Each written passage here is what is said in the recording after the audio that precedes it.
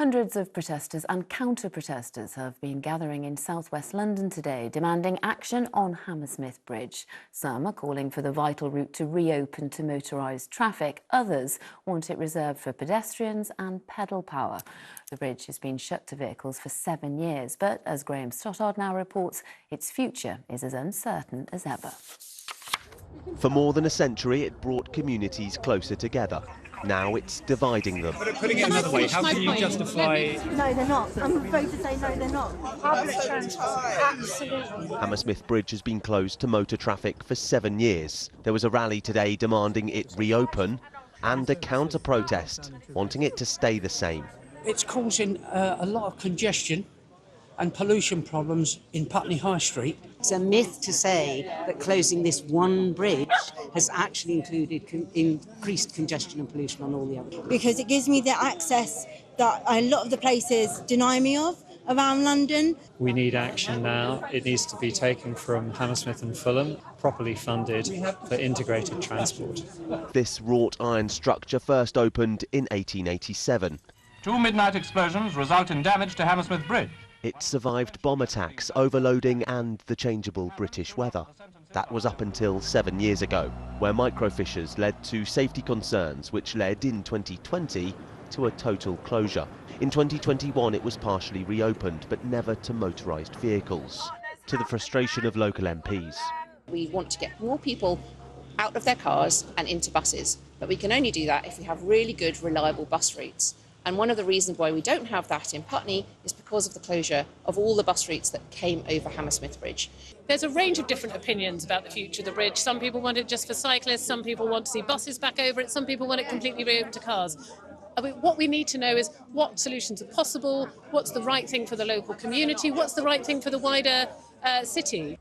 Hammersmith and Fulham Council, as well as Transport for London, say they're awaiting a decision on funding, following a bid they made to a national infrastructure fund.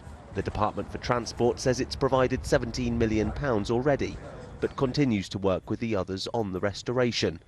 It'll take more than money, though, to bridge the division taking root in this community. Graham Stothard, ITV News.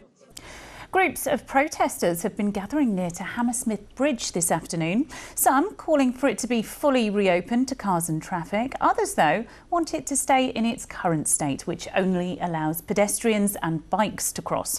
The bridge was partially closed 7 years ago. It's been waiting for essential repairs after structural cracks started to appear.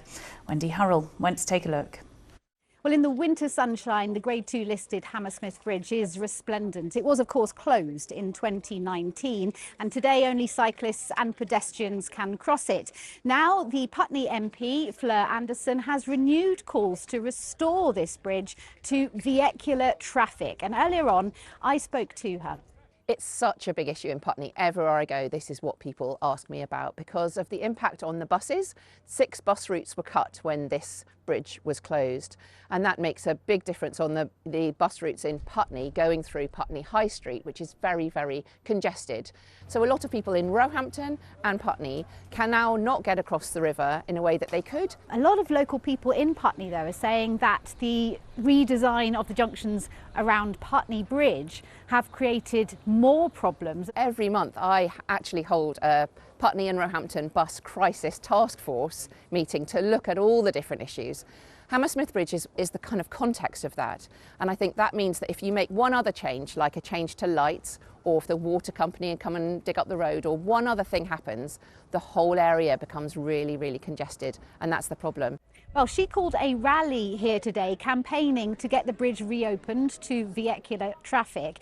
It's attracted almost a counter-protest. Just as many people here want to see it kept for cyclists and pedestrians. The Department for Transport said the government is working closely with Hammersmith and Fulham Council, which owns the bridge, and they told us in a statement, "We recognise the disruption caused by the closure of the bridge, and so far we have provided £17 million of funding, including £4.7 million in March 2025 to keep the bridge open for walking and cycling." At the moment, there's no firm date for the task force to meet, so it seems that any change to this situation is still very many years off.